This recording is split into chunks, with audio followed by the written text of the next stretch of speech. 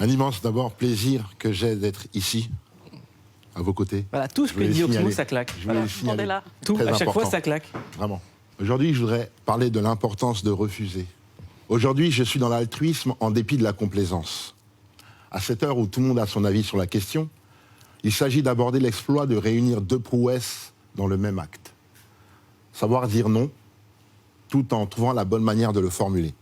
Ne pas accepter, c'est se préserver quand il est d'urgence vitale de savoir dire non lorsque la décision va à l'encontre de votre volonté profonde. À l'époque, je courais en studio dès qu'on m'appelait, sans réfléchir, juste pour le plaisir. Puis, de retard en manque d'égard, tu connais, j'ai gardé toutes ces heures pour moi, et j'ai aujourd'hui une 50aine de carnets de notes sur lesquels je peux m'asseoir. Depuis, je fais savoir que je n'ai pas le temps, ce qui est vrai, et je décline d'abord et j'écoute ensuite. Parce que refuser, c'est une manière de valoriser ses choix.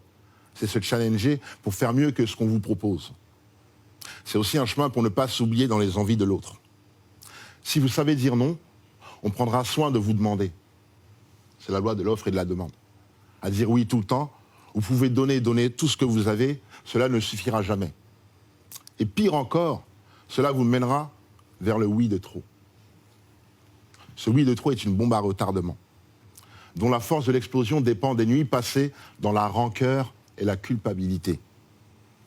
Alors s'il vous plaît, pour la paix dans votre monde, ne soyons pas trop ambitieux avec tout le monde, dans votre monde, toujours prendre le temps de respirer et de penser avant de répondre. Car de temps en temps, dire non aux autres, c'est se dire oui à soi-même. Merci Oxmo.